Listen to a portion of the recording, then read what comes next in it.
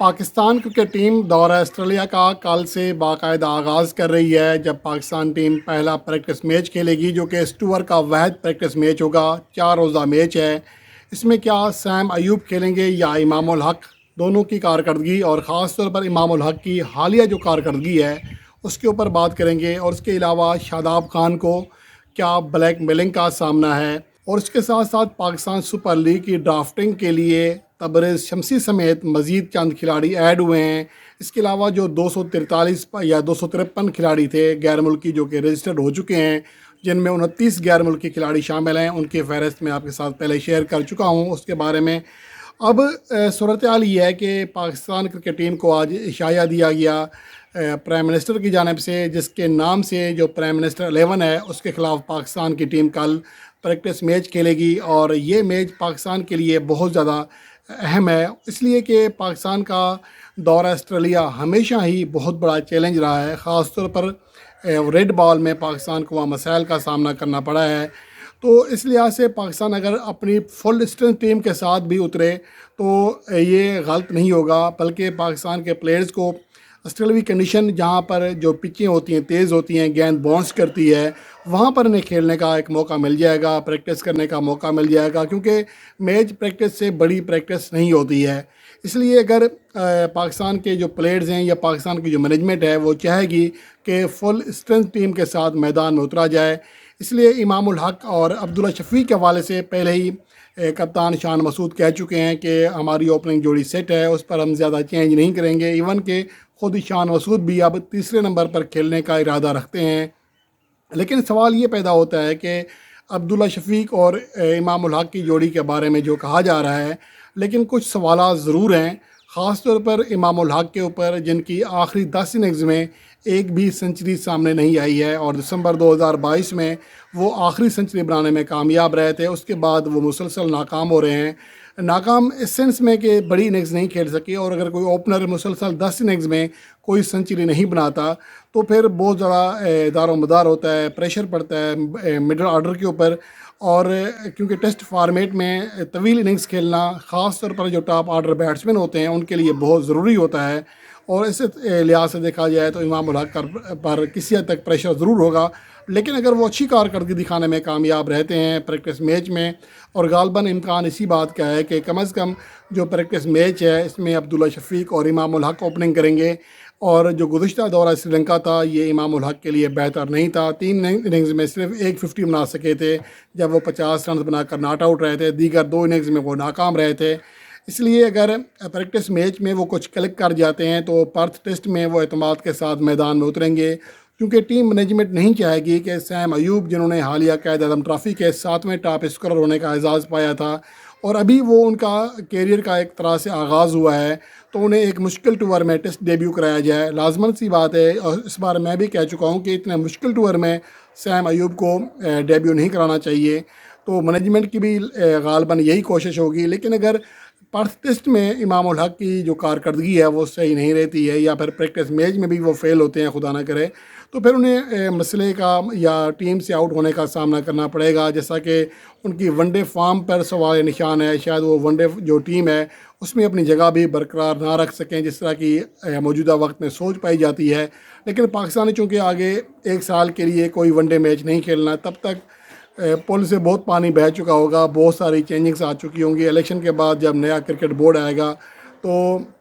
وہ بھی کچھ چینجنگز کرے گا، ظاہر سی بات ہے، تو اس حوالے سے تو یہ تو کہا جا سکتا ہے کہ اس طرح کے مسائل جو ہیں شاید آگے نہ آئیں۔ لیکن امام الحق کے حوالے سے میرے خیال میں انہیں اب اپنی بیٹنگ کارکردگی پر بہت زیادہ فوکس کرنا پڑے گا، کیونکہ اب ان کی کارکردگی خاص طور پر امام الحق کی، بابر اعظم کی، یا وہ کھلاڑی جنہیں کہا جاتا ہے کہ یہ روٹی گینگ ہیں، یہ بابر اعظم کی کمپنی کے ہیں، ان کے ساتھی ہیں، ان کی کارکردگی پر گہری نگاہ ہوگی۔ اور آپ نے دیکھا کہ احمد شہزاد کے حوالے سے باتیں کی جا رہی ہیں کہ انہیں لایا جا رہا ہے واپس دورہ نیوزی لینڈ کے لیے بھی، لیکن میرے خیال میں شاید یہ ٹو ارلی ہے۔ یہ پہلے بھی میں کہہ چکا ہوں کہ ابھی ان کی صرف اسی نیشنل T20 کپ میں کارکردگی اچھی رہی ہے، اور اسی سے پہلے جو 3 میچز کھیلے تینوں میں فلاپ رہے تھے۔ اسی سال 2022 اور 2021 کا سال بھی ان کے لیے اچھا نہیں تھا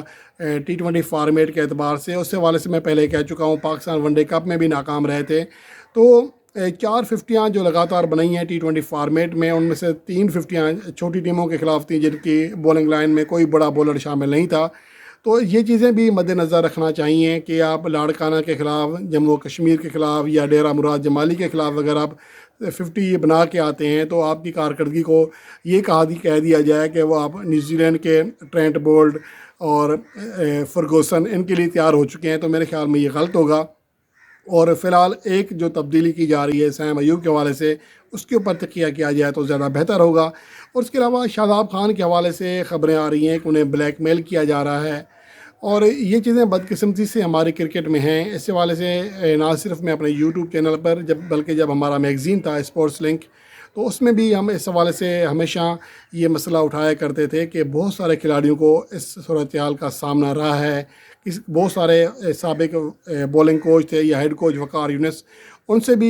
شکایات کرتے تھے کہ ہمیں فلاں صحافی کی جانب سے یہ مسئلہ آ رہا ہے، لیکن وہ بھی بیچارے نہیں کر پاتے تھے. اور جب وہ کرتے تھے کچھ یا شکایت کرنے کی یا اس کا ازالہ کرنے کی کوشش کرتے تھے تو ان کے خلاف بھی کمپین شروع ہو جایا کرتی تھی. تو میرے خیال میں اب یہ اس حوالے سے پاکستان کرکٹ بورڈ کو بھی سوچنا پڑے گا، آن ٹی وی چینلز کو بھی سوچنا پڑے گا جن کے اندر بیٹھے ہوئے لوگ اس طرح کے مسائل کھڑے کر رہے ہیں. کیونکہ ان سے 2 ریکوائرمنٹ کی جاتی ہیں. ایک ریکوائرمنٹ یہ ہوتی ہے آپ فری آف کاسٹ ہمیں انٹرویو دیں، جو کہ جو ٹی وی مالکان ہوتے ہیں ان کی جانب سے پریشر ہوتا ہے اپنے اینکر کے اوپر، اپنے رپورٹر کے اوپر، کہ آپ کم از کم 2-3 کھلاڑی ارینج کر دیں، کیونکہ ہر کھلاڑی کے لیے ہم پیمنٹ نہیں دے سکتے پر انٹرویو. تو ایک تو یہ پریشر ہوتا ہے، اور دوسرا پریشر یہ ہوتا ہے ان کے اوپر کہ کوئی اندر کی خبر لے ہیں. جب اندر کی خبر لانے کے لیے کچھ کھلاڑیوں سے رابطے کیے جاتے ہیں کہ آپ ہمیں اگر اندر کی خبر نہیں دیں گے، خبر لیک نہیں کریں گے، تو آپ کے خلاف پھر ہم ایک منظم مہم چلائیں گے، اور جو کہ چلائی جاتی رہی ہیں. 3 سے 4 ایسے میڈیا گروپس ہیں بدقسمتی سے جہاں پر یہ ہو رہا ہے. اور اگر شاداب خان کے ساتھ بھی ایسا ہو رہا ہے تو میرے خیال میں اس حوالے سے پی سی بی کو بھی چاہیے کہ بات کرے اس معاملے میں، دیکھے، کیونکہ یہ چیز اچھی نہیں ہے کہ اگر اس طرح کے ہمارے کھلاڑی اگر مشکلات سے 2-4 ہوتے رہے تو ایک تو انہیں پریشر ہوتا ہے پرفارمنس کا، سابق پلیئرز کی تنقید کا، شائقین کی تنقید کا. اگر انہیں اس طرح کی بلیک میلنگ کا بھی سامنا کرنا پڑے گا تو یقیناً یہ صورتحال بہت خراب ہوگی. اور امید ہے کہ اس حوالے سے پی سی بی کم از کم تھوڑا بہت ایکشن لے گا، اور شاداب خان کو بھی چاہیے کہ اس حوالے سے واضح طور پر اپنا موقف سب کے سامنے رکھیں. اور اس کے ساتھ ساتھ اب پاکستان سپر لیگ کے ڈرافٹ کے اوپر بات کر لیتے ہیں، جس میں مزید کچھ کھلاڑی ایڈ ہوئے ہیں، جن میں آج پاکستان سپر لیگ کے جو آفیشیل ان کا ٹویٹر پیج ہے جسے ایکس کہتے ہیں موجودہ وقت میں، اس پر اناؤنس کیا گیا ہے کہ تبریز شمسی نے باقاعدہ طور پر خود کو پاکستان سپر لیگ کی جو ڈرافٹ ہے اس کے لیے رجسٹر کروا لیا ہے. تو اب تبریز شمسی جو کہ ممکنہ طور پر ریٹین کیے جائیں گے کراچی میں، تو انہیں اب وہ کھیلیں گے. اس کے علاوہ جو دیگر کھلاڑی ہیں، کولر کیڈمور، یہ پشاور زلمی کے لیے ہمیشہ نمایاں کردار ادا کرتے ہیں، وہ بھی آگے ہیں ڈرافٹ میں، آج انہوں نے رجسٹر کروایا ہے. اس کے علاوہ مجیب الرحمان، رحمان اللہ گرباز، دونوں کا تعلق افغانستان سے ہے. یہ دونوں کھلاڑی کھیلیں گے. رحمان اللہ گرباز اسلام آباد یونائٹڈ کے لیے کھیلتے ہیں اور مجیب الرحمان پشاور زلمی کے لیے. مجیب الرحمان جس پائے کے کھلاڑی ہیں یا جس طرح کی ان کی انٹرنیشنل میچز میں کارکردگی ہوتی ہے، بدقسمتی سے وہ پاکستان سپر لیگ میں کبھی بھی پشاور زلمی کے لیے ویسی کارکردگی نہیں دکھا سکے. لیکن اب دیکھنا یہ ہے کہ اس بار کیا وہ پہلے سے کچھ مختلف کر پائیں گے، انہیں کیا ریٹین کیا جائے گا یا کوئی اور ٹیم انہیں لے گی، یہ بھی ایک بڑا سوال ہے. لیکن ابھی تک پھر وہی بات ہے کہ ہمارے پاس ابھی پاکستان سپر لیگ کی جو ڈرافٹ ہے اس میں بڑے کھلاڑی نہیں آئے ہیں جن کے اوپر ہم کہہ سکیں کہ یہ واقعی کھلاڑی آئیکن پلیئر ہوں گے اور پاکستان سپر لیگ کی شان بڑھائیں گے. فی الحال ہمیں ایسے کھلاڑی دیکھنے میں بہت کم مل رہے ہیں. گو کہ اچھے کھلاڑی ضرور ہیں، اس میں لگ بھگ 29 ایسے کھلاڑی ہیں جنہیں پلاٹینم کیٹیگری میں رکھا گیا ہے، لیکن اس کے باوجود ان میں صرف چند ہی ہیں جو پلاٹینم کیٹیگری کے حقدار ہیں. ورنہ ڈائمنڈ کیٹیگری کے پلیئرز کو آپ پلاٹینم کیٹیگری کہہ سکتے ہیں. لیکن پھر بھی ہمیں Aaron Finch, David Warner, Trent Boult, Quinton de Kock, اس طرح کے پلیئر درکار تھے جو کہ پی ایس ایل کی شان بڑھا سکیں. لیکن ابھی وقت ہے. 7 دسمبر کو تو پہلے پلاٹینم جو ریٹینشن پلیئرز ہیں ان کی فہرستیں سامنے آ جائیں گی. پھر 13 دسمبر کو ڈرافٹ ہے، اس پہ پھر دیکھیں گے کہ کون کون سے کھلاڑی آتے ہیں. اس درمیان میں حتمی طور پر جو غیر ملکی پلیئرز ہیں ان کی فہرستیں تیار ہو جائیں گی. اور جیسے ہی پی سی بی باقاعدہ طور پر اناؤنس کرے گا، کیونکہ ابھی اس میں ہر روز اضافہ ہو رہا ہے، اور حتمی طور پر ابھی نہیں کہا جا سکتا کہ اس میں کتنے غیر ملکی اور کون کون سے ٹاپ پلیئرز ہوں گے، اس لیے فی الحال وہ جو مکمل فہرست ہے وہ آپ کے ساتھ تو شیئر نہیں کر سکتے، لیکن جیسے ہی پی سی بی شیئر کرے گا وہ آپ کے ساتھ ورلڈ اسپورٹس پر شیئر کی جائے گی۔